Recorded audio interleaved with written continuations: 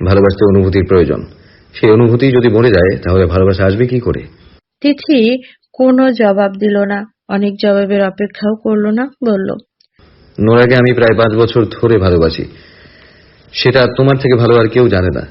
আমার প্রত্যেকটা বিষয়ে নজরদারি করা তো তোমার স্বভাব। কে জানে, হয়তো গুপ্তচরও লাগিয়ে রেখেছো আমার পেছনে। কিন্তু একটা কথা সত্যি করে বলো তো তিথি, এসব করে কি কোনো লাভ আছে? আমি কোনোদিনও তোমাকে ভালোবাসতে পারবো না, সেটা তো তুমি জানোই। বরং এসব করে তোমার প্রতি আমার শ্রদ্ধাটাকেও নষ্ট করে দিও না please. I want to respect you and let me do that. Tithi অনিকের দিকে তাকিয়ে বলল, তুমি যেমন আমাকে কোনোদিনও ভালোবাসতে পারবে না, তেমনি আমিও তো পারবো না কোনোদিনও তোমাকে ভুলে যেতে। তিথি দৃষ্টি করুণ হয়ে এলো, চোখের পানি ছলছল করছে। উফ, এই মেয়েরা এত কাঁদে কেন? অনিকের অসহ্য বোধ হচ্ছে। সোফা থেকে উঠে দাঁড়িয়ে বলল, প্লিজ তিথি, আমার জীবনটা নষ্ট করে দিও না। তুমি প্লিজ আমার জীবন থেকে সরে যাও, মিনতি করছি তোমার কাছে। আমি তোমার জীবন কোথায় নষ্ট করলাম অনিক? উল্টো তুমিই তো আমার জীবনটা নষ্ট করে দিয়েছো। তোমার জন্য তিলে তিলে শেষ হচ্ছি আমি। অনেক উচ্চ শব্দে বলল, আমি কি তোমাকে বলেছি আমার জন্য তিলে তিলে শেষ হতে? আমাকে ভালোবাসতে বলেছি? জোর করেছি? অনিকের কথার আওয়াজে ফুলি রান্নাঘর থেকে ছুটে এলো। ফুলি তিথিদের বাসার গৃহকর্মী। অনিক ওনাকে দেখে চুপ হয়ে গেল। পকেটে হাত দিয়ে স্বাভাবিক হওয়ার চেষ্টা করলো, বলল, দেখো তিথি, ভালোভাবে বলছি, এখনো সময় আছে, তুমি মাকে বোঝাও। মাকে বলো যে তোমার আমার মধ্যে বিয়ে সম্ভব না। মা যেন তোমার আশা ছেড়ে দেন। তিথি সোফা ছেড়ে উঠে দাঁড়িয়ে চোখ মুছতে মুছতে বলল, বলবো না, মরে গেলেও বলবো না। আমি যদি তোমাকে না পাই তাহলে নোরাও পাবে না, ইনফ্যাক্ট এই পৃথিবীর কোনো মেয়ে পাবে না। তুমি আমার অনিক, শুধুই আমার।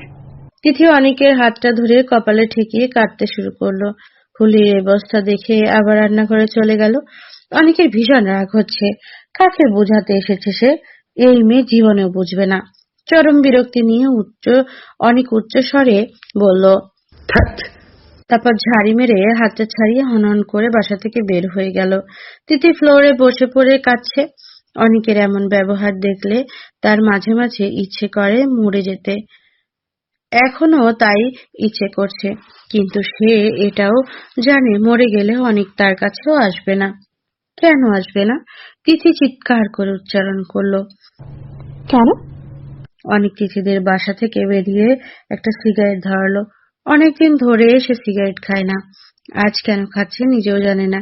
ইদানিং কি করতে কি করে ফেলে কোনো কিছুই হুঁশ থাকে না। এভাবে চলতে থাকলো, একদিন পাগল হয়ে যাবে। একদিন মা তিথি ছাড়া কিচ্ছু বোঝে না, অন্যদিকে নোরা মায়ের অনুমতি ছাড়া বিয়েও করবে না। অনেকের মাঝে মাঝে ইচ্ছে করে সব ছেড়ে দূরে কোথাও পালিয়ে যেতে, কিন্তু কই যাবে, কিভাবে যাবে? সে যে বাধা পড়ে গেছে নোরাতে, তাকে ছেড়ে কোথাও যাওয়ার উপায় নেই। অনেক হাঁটতে হাঁটতে অনেক দূর এসে গেছে। হঠাৎ দেখলো সামনে নোরা দাঁড়িয়ে। নোরা ওদের এলাকায় কি করছে? অনেক সিগারেটটা ছুঁড়ে ফেললো। রোড সাইডের পানির ফোয়ারা থেকে কয়েকবার কুলি করে মুখ টিস্যু দিয়ে মুছে নিল। তারপর নোরার কাছে গেল। নোরা ওকে দেখে মুচকি হেসে বলল, হাই। কেমন আছো? ভালো, তুমি কেমন আছো? তুমি যেমন দেখেছো তেমনই আছি। নোরা খুব গম্ভীর করে ফেললো। নোরা মুখ গম্ভীর করে ফেললো, জবাব দিল না, মাথা নিচে করে সামনে তাকালো। অনেক বলল, হঠাৎ এখানে? আলভিদের বাসায় এসেছিলাম অন্তর সাথে দেখা করতে। ওহ, দেখা হয়েছে? এখানে যে আসবে আমাকে জানাওনি কেন? এমনি। অনেক আর কিছু জিজ্ঞেস করলো না। নোরা ওর থেকে পালিয়ে বাঁচতে চাইছে। আজকাল ভার্সিটিতেও অনেকের ক্লাসে পেছনের বেঞ্চে বসে থাকে নোরা। যে মেয়ে আগে যুদ্ধ করে হলেও সামনের বেঞ্চে বসতো শুধুমাত্র অনেকের কাছ থেকে দেখার জন্য, সেই আজকাল দূরে দূরে থাকতে চাইছে। অনেক ঢাকা ইউনিভার্সিটিতে লেকচারার পদে জয়েন করেছে, 1 মাস হলো। শুধুমাত্র নোরার জন্য দিন রাত খাটাখাটুনি করে চাকরিটা নিয়েছিল সে। অনেক বলল, এখানে দাঁড়িয়ে আছো কেন? রিক্সা খুঁজছি। নোরার এই কথা বলতে বলতে আচমকা একটা জিপ গাড়ি ওদের পাশ ঘেঁষে গেল। অনেক সরে পড়লেও নোরা সরতে পারল না। নোরা কাদামাটি একটা ড্রেস ভরে গেল। অনেক চেঁচিয়ে উঠল ড্রাইভারের উপর। এই কমন সেন্স নাই নাকি? তারপর ধাওয়া করতে চাইলো গাড়িটাকে। নোরা বাধা দিয়ে বলল। প্লিজ বাদ দাও, সিন ক্রিয়েট করার দরকার নেই। ফালতু। অনেক নোরার দিকে তাকাতেই দেখলো কাদায় পড়ে গেছে, একদম কর্দমাক্ত হয়ে আছে ও। অনেক বলল, এবার কি করবে? এই অবস্থায় বাসায় কিভাবে যাবে? চলে যেতে পারবো। চলে যেতে পারবো মানে? এসো আমার বাসা থেকে চেঞ্জ করে যাও। না না না, দরকার নেই। আমি রিকশায় উঠে হুড নামিয়ে চলে যাব। বাসায় গিয়ে চেঞ্জ করবো না। আমার বাসায় এখান থেকে হেঁটে যেতে লাগবে 10 মিনিট, আর তোমার বাসায় রিক্সা করে যেতেও লাগবে 45 মিনিট। কি দরকার নোরা ভেজা কাপড়ে এতক্ষণ থাকার? চলো তো। প্লিজ, বললাম তো আমি পারবো চলে যেতে। আমি জানি তুমি কেন যেতে চাইছো না, ভয়ের কিছু নেই। মা 1 সপ্তাহের জন্য খালামনির বাসায়, আপুও মায়ের সাথে গেছে। ঘর খালি, লক করা, চাবি আমার কাছে, দেখো। অনেক পকেট থেকে বের করে চাবি দেখালো। নোরা বলল, তোমার খালি বাসায় আমি কেন যাব? বেশি কথা বললে এখন রাস্তা থেকে উঠিয়ে নিয়ে যাব, সেটা ভালো লাগবে? নোরা উত্তর দিল না। অনেক হাত টেনে ধরলো, বলল, চলো। নোরা বাধ্য হয়ে অনেকের সাথে গেল। ওয়াশরুম থেকে বের হয়ে নোরা দেখলো অনেক তার জন্য বিছানায় কাপড় রেখে দিয়েছে। টিয়া রঙের একটা কামিজ, ওড়নার সালোয়ার হলুদ রঙের। খুব সুন্দর কাপড়টা, কিন্তু এটা কার কাপড়? আনিকার? আনিকার হবে না, কারণ আনিকার শরীর স্বাস্থ্যের দিকে থেকে নোরার দ্বিগুণ, আর লম্বাও। এই কামিজ আনিকার মাপের না, বরং এটা কাটায় কাটায় নোরার মাপের। অনেক কি এটা তাহলে ওর জন্যই কিনেছে? যদি ওর জন্য কিনে থাকে তাহলে ওকে দেয়নি কেন? নোরা ড্রেসিং টেবিলের আয়নাতে তাকালো। ওর চুল থেকে টপ টপ করে পানি পড়ছে। চুল ঠিক করে মোছা হয়নি, তোয়ালেটা গায়ে জড়ানো। গা থেকে তোয়ালে খুলতে যাবে এমন সময় দেখলো দেওয়ালে অনেকের একটা ছবি লাগানো। অনেকের ছোটবেলার ছবি। এই 8-9 বছর হবে। বাচ্চা অনেকের চোখের চশমা দিয়েই তীক্ষ্ণ দৃষ্টিতে তাকিয়ে আছে ও। হাত ভাঁজ করা। এতটুকু ছেলের কি ভাব! ওই ছেলের চোখে তাকাতেই নোরার বুক কেঁপে উঠেছে। কি মারাত্মক সেই চাহনি! মার্ডার করার জন্য এমন একটা লুকই যথেষ্ট। মানুষ হার্ট অ্যাটাক করবে এমন দৃষ্টি দেখে। নোরারও যে ছোটখাটো হার্ট অ্যাটাক হয়নি তা নয়। ওর হাত পা কাঁপছে, নিজেকে গুটিয়ে নিতে ইচ্ছে করছে। মনে হচ্ছে অনেক ওই চশমার আড়াল থেকে খুঁটিয়ে খুঁটিয়ে ওকে দেখছে। লজ্জায় নোরার চোখ মুখ বন্ধ করে ফেলতে ইচ্ছে করছে। এই ছবির সামনে কিছুতেই ড্রেস চেঞ্জ করতে পারবে না সে। মনে হবে অনেক সত্যি সত্যি ওকে দেখছে। নোরা ওড়না নিয়ে ছবিটা ভালো করে মুড়িয়ে নিল, তারপর ড্রেস চেঞ্জ করলো। ছবি থেকে ওড়নাটা সরিয়ে নেওয়ার সময় বলল, এভাবে কেউ তাকায়? চোখে ঘুষি মারলে তারপর বুঝবে। চোখ ফুলে আলু বের হবে তখন। দুষ্টু একটা। নোরা নিজে নিজেই হেসে উঠল। অনেক দরজা ধাক্কাচ্ছে। নোরা তোমার হয়েছে?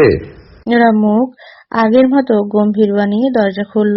অনেকের হাতে কফির ডিশ, ডিশে 2 কাপ কফি। নোরার কামিজটায় খুব মানিয়েছে, প্রকৃতির মতো সুন্দর লাগছে দেখতে। ও যেন প্রকৃতি রানী। অনেক বিভোর হয়ে কিছুক্ষণ তাকিয়ে রইল। নোরা অনেককে অনেকক্ষণ ধরে ফোন করছে, অনেক ফোন ধরছে না। নোরার রাগ লাগছে। এত বড় একটা ডিসিশন অনেক ওকে না জানিয়ে কি করে নিতে পারলো? সে জবাব চাইবে অনেকের কাছে। আরো কয়েকবার রিং হওয়ার পর অনেক ফোন ধরে খুব বিনয়ী গলায় বলল, হ্যালো। নোরা রাগান্বিত কণ্ঠ, এতক্ষণ ধরে ফোন দিচ্ছি, ধরছিলে না কেন? সরি, পাশের রুমে শার্ট ইস্ত্রি করছিলাম, ফোনটা সাইলেন্ট ছিল তাই। বাদ দাও। আগে বলো, তুমি আমাদের ভার্সিটি থেকে রিজাইন কেন করেছো? চাকরিটা আমার আর দরকার নেই তাই। দরকার নেই মানে? এত ভালো চাকরি কেন দরকার নেই? নতুন চাকরি পেয়েছো? না, এখনো পাইনি। তাহলে কেন ছাড়লে চাকরিটা? নাকি আমার মুখ দেখতে চাও না? ছি নোরা, এটা কি ধরনের কথা? আমি তোমার মুখ দেখতে চাইবো না? তাহলে চাকরি কেন ছাড়লে? আমি চাই না তোমার আমার মধ্যে শিক্ষক ছাত্রীর সম্পর্কটা আর থাকুক। এজন্যই তো মা তোমাকে অপমান করার সুযোগ পেয়েছিল। মানে তুমি এই সামান্য কারণে এত ভালো চাকরিটা ছেড়ে দিলে?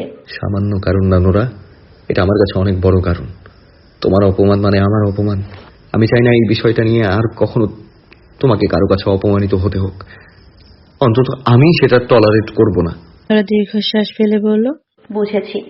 শার্ট ইস্ত্রি করেছিলে কেন? কোথাও যাচ্ছো? হ্যাঁ, আজ একটা চাকরির ভাইবা আছে, খুব ভালো চাকরি। ভাইবাতে পাশ করলে কনফার্ম হয়ে যাবে। স্যালারি 40,000 টাকা। দোয়া করো। নিশ্চয়ই দোয়া করি। কখন ইন্টারভিউ? আজ সন্ধ্যায়। সন্ধ্যায়? কোন জায়গায়? বসুন্ধরাতে। আজকে তো বসুন্ধরাতে আমারও যাওয়ার কথা। তাই? কেন? আজকে অর্পি আপুর মেহেদি। বসুন্ধরার কোনো এক রেস্টুরেন্টে আয়োজন করা হয়েছে। আমি প্রথমে ভেবেছিলাম যাব না। যাবে না কেন? যাও, ঘুরে এসো। কাজিনদের সাথে থাকলে ভালো লাগবে। এখন ভাবছি যাব। আসার সময় তুমি আমাকে ড্রপ করে নিতে পারবে না? অবশ্যই, এটা তো আমার সৌভাগ্য। নোরা হেসে বলল।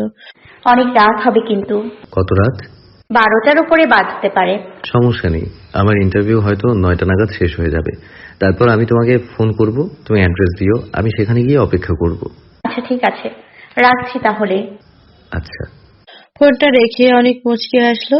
আজ অনেকদিন পর নোরার সাথে বাইকে চড়ার সুযোগ হচ্ছে। এর থেকে ভালো আর কি হতে পারে? সন্ধ্যায় নোরার মেহেন্দির অনুষ্ঠানে যাওয়ার জন্য খুব সুন্দর করে সাজলো।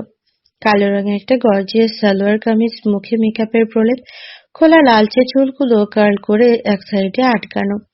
নিজের রূপে নিজেই মুগ্ধ হতে ইচ্ছে করছে। এই অবস্থায় অনেকের সামনে গেলে কি হবে? অনেক তো গাধার মতো তাকিয়ে থাকবে। আর সেই তাকানো দেখে নোরার লজ্জা রাঙা হবে। নোরা আয়নার দিকে তাকিয়ে নিজেই নিজেকে দেখে হাসছিল। হঠাৎ অনেকের ফোন এলো। নোরা ধরে বলল, হ্যালো। বের হয়েছো? না, রেডি হচ্ছি। আর এখন তোমার সাথে যেতে পারবো না, আমাকে বাবা নিয়ে দিয়ে আসবে। আসার সময় তোমার সাথে আসবো। ও, তাহলে কি আমি চলে যাব? চলে যাও। আচ্ছা, সাবধানে যেও। আচ্ছা। অনেক ইন্টারভিউ রুমের সামনে অপেক্ষা করছে। জায়গাটার প্রচন্ড ভিড়। তার পরনে আকাশি রঙের ফর্মাল শার্ট আর কালো রঙের ফর্মাল প্যান্ট, নেভি ব্লু রঙের টাই, শার্টের হাতা ফোল্ড করা, হাতে খয়েরি মলাটের একটা ফাইল, বাম হাতে অ্যাশ কালারের ঘড়ি, আর হাতে সাদা টিস্যু। বারবার ঘামে যাচ্ছে, কপালের বিন্দু বিন্দু ঘাম টিস্যুতে মুছছে। ভিড়ের মধ্যে বসে থাকতে তার গরম লাগছে। এত গরমেও মানুষ বসে বসে চা খাচ্ছে।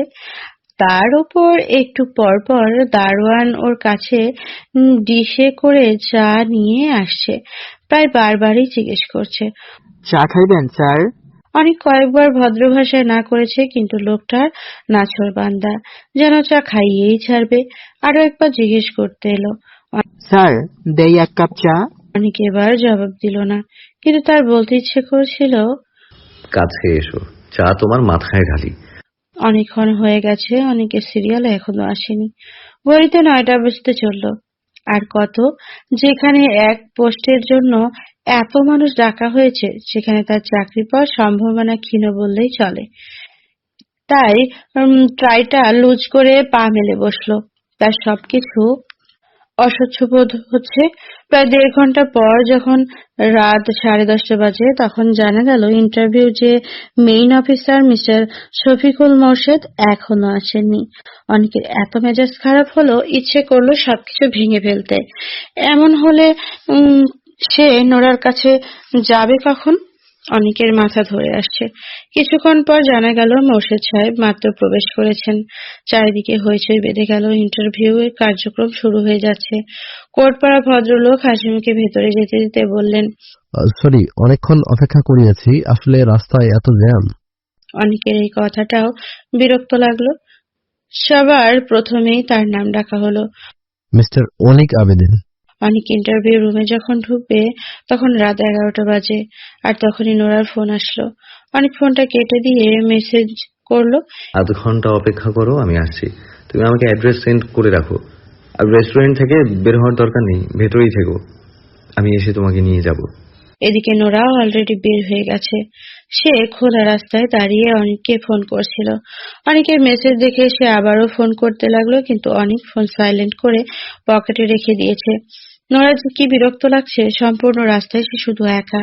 ঘোর অন্ধকারে কিচ্ছু দেখা যাচ্ছে না। বাসে যে উঠবে তারও উপায় নেই। বাস পাওয়া যাচ্ছে না, তার ফোনে ইন্টারনেটও নেই যে একটা ওভার কল করবে। অনেকের জন্য অপেক্ষা করা সম্ভব না, আবার একা একা বাড়ি ফেরাও সম্ভব না। ধীর বাসে ওরা মহিলা ওঠাতে চায় না। খালি বাসে উঠতে নোরার নিজেরই ভয় লাগে। মোটামুটি ভিড় কম আর সম্পূর্ণ খালিও না এমন বাস পাওয়া যাচ্ছে না। কি একটা মুশকিল। নোরা রাস্তার একপাশে দাঁড়িয়ে হাঁটতে লাগলো। হঠাৎ নোরার মনে হলো কেউ তাকে ফলো করছে। তার পেছনে 3জন মুখোশধারী ছেলে। ওদের দেখে নোরা ভেতরটা শিউরে উঠল। ওরা কি নোরাকেই ফলো করছে? নোরা জোরে জোরে হাঁটতে লাগলো। একবার তার মনে হলো ছেলেগুলো আলভি, শিফন আর আরিফ, কিন্তু পর মুহূর্তে মনে হলো না, আলভিরা তো ভালো হয়ে গিয়েছিল, ওরা এমন কাজ করবে না। তারপর আবার মনে হলো কুকুরের লেজ কোনোদিন সোজা হয় না। নোরার বুকের মধ্যে জোরালো ধাক্কা অনুভব করলো। নিজের অজান্তে সে কখন জানি দৌড়াতে শুরু করে দিয়েছে। ছেলেগুলো এখন আর ওর পেছনে আসছে না। নোরা স্বস্তির নিঃশ্বাস ফেলে অনেককে আবার ফোন করা শুরু করলো। অনেকবার ফোন করলো কিন্তু নো রেসপন্স। নোরার ফোনটা ব্যাগে ভরে আবারও হাঁটতে লাগলো। সামনে একটা সিএনজি পেয়ে গেল। নোরা ভাবলো সিএনজি করেই চলে যাবে। সিএনজিওয়ালার সাথে কথা হলো। সিএনজিওয়ালা ওকে নিয়ে যেতে রাজি হলো। নোরা সিএনজিতে বসে ক্রমাগত দোয়া পড়ছে। তার হাত পা থরথর করে কাঁপছে। বাবাকে কি একটা ফোন করবে। বাবা এই সময় প্রেসারের ওষুধ খেয়ে ঘুমিয়ে পড়েন। কি দরকার এই অবস্থায় বাবাকে জ্বালানোর। মাকেও টেনশন দিতে ইচ্ছে করছে না। সে তো সবাইকে বলে এসেছিল অনিকের সাথে ফিরবে, কিন্তু সেই অনিকই এখন খোঁজ নেই। হঠাৎ সিএনজিওয়ালা একটা নীরব জায়গায় গাড়ি থামালো। নোরা জিজ্ঞেস করলো, কি হয়েছে? বুঝছি না, টায়ার পাংচার হয়েছে মনে হয়, চেঞ্জ করতে হবে। হাই হাই, কি বলেন? কতক্ষণ লাগবে? বেশি সময় লাগবে না, অপেক্ষা করেন। সিএনজিওয়ালার কথা বলে কোথায় যেন চলে গেল। নোরা এখন সন্দেহ হচ্ছে এটা কোনো ফাঁদ নয় তো। ব্যাগ থেকে মোবাইল বের করে আবারও কয়েকবার অনেককে ফোন করলো। বারবার নম্বরে ডায়াল করলো, মাকেও করলো, কিন্তু কেউই আজ ফোন ধরছে না।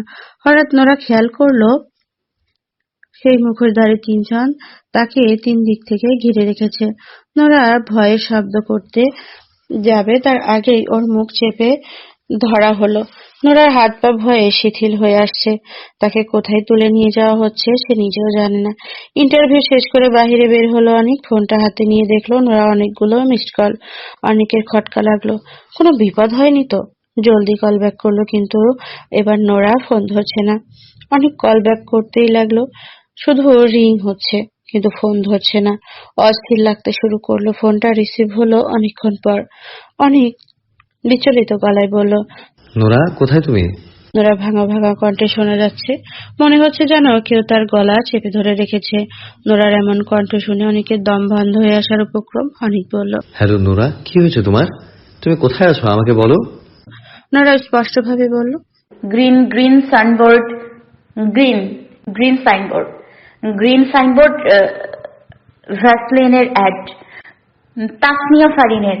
নোরা প্রত্যেকটা শব্দের শেষে জোরে শ্বাস নিচ্ছে। অনেক যেটুকু বুঝলো নোরা এমন জায়গায় আছে যেখানে গ্রিন সাইনবোর্ডে ভ্যাসলিনের অ্যাড দেওয়া, আর মডেল তাসনিয়া ফারিন। অনেক ফোন কাটলো না, সাইলেন্ট থেকেই বাইক চালালো শুরু করলো। নোরাদের বাসার দিকে যেতে লাগলো। পথে নিশ্চয়ই কোথাও গ্রিন সাইনবোর্ড দেখা যাবে। অনেক বাইক চালাচ্ছে আর বলছে, নোরা তুমি প্লিজ কথা বলতে থাকো, ফোনটা কেটো না। নোরা, আমি আসছি, খুব জলদি আসছি। নোরা তখনও আর্তনাদের শব্দ করছে। প্রতিটা শব্দ অনেকের বুকের মধ্যে আগুনের স্ফুলিঙ্গের মতো দপদপ করে চলছে। অনেক দিশেহারার মতো বাইক চালাচ্ছে। একটা সময় থেমে গেল, দেখলো বিশাল সাইনবোর্ডের জায়গাটা একদম নীরব। নোরার বর্ণনার সাথে মিলে যাচ্ছে। অনেক বাইক ছেড়ে দিল, এত জোরে ছাড়লো যে বাইকটা কাত হয়ে পড়ে গেল। অনেক সে হুঁশ নেই, সে উন্মাদের মতো আশেপাশে নোরাকে খুঁজছে। হঠাৎ দেখলো ঝোপের নিচে রক্তাক্ত হয়ে পড়ে আছে এক নিথর দেহ, অবস্থা ক্ষতবিক্ষত। অনেক স্তব্ধ হয়ে গেল। অনুভূতি শূন্য চাহনি নিয়ে ধীর পায়ে হেলতে দুলতে এগোতে লাগলো।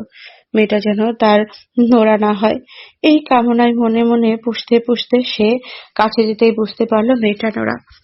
অনেকের পৃথিবী অন্ধকার হয়ে আসছে, বুকের ভেতরটা নিভু নিভু করছে। নোরা গালে হাত দিয়ে কয়েকবার ডাকলো, নোরা, হ্যাঁ নোরা, নোরা। নোরার কোনো সাড়া শব্দ নেই। অজ্ঞান হয়ে গেছে হয়তো। কি হয়েছে ওর সাথে? খুব ভয়ানক কিছু। অনেকের মাথা ফেটে যাচ্ছে। বুকের মধ্যে অসহনীয় যন্ত্রণা নিয়ে নোরাকে কোলে তুলে সে নোরার শরীর থেকে রক্তাক্ত স্রোতধারা বহিত হচ্ছে। অনেক ওকে নিয়ে দৌড়াতে লাগলো। একটা গাড়ি, শুধু একটা গাড়ি এখন তার খুব প্রয়োজন। কিন্তু দেশে এমন কোনো হৃদয়বান নেই যে তার ধর্ষিতা প্রেমিকাকে নিজের গাড়িতে উঠিয়ে হসপিটাল পর্যন্ত পৌঁছে দিবে, তাকে বাঁচতে দেবে। ধর্ষিতাদের কি আদৌ বাঁচার অধিকার আছে? অনেক চিৎকার করে গাড়ি খুঁজতে লাগলো। বাইকে নোরাকে উঠানো যাবে না এই অবস্থায়। নোরা বাইক থেকে পড়ে যাবে। কেউ তাদের নিতেও চাইছে না। যে আসছে সেই চলে যাচ্ছে, যেন পালিয়ে বাঁচতে চাচ্ছে। রাস্তায় একটা মানুষও নেই, কি করবে অনেক? হ্যালো বন্ধুরা, পরবর্তী পার্ট খুব তাড়াতাড়ি আসবে, তো সবাই অপেক্ষায় থাকো। আর চ্যানেলটি যারা এখনো সাবস্ক্রাইব করনি তারা পরবর্তী পার্ট দেখার জন্য চ্যানেলটি সাবস্ক্রাইব করে রেখো। ধন্যবাদ সবাইকে, আমাদের সাথেই থেকো।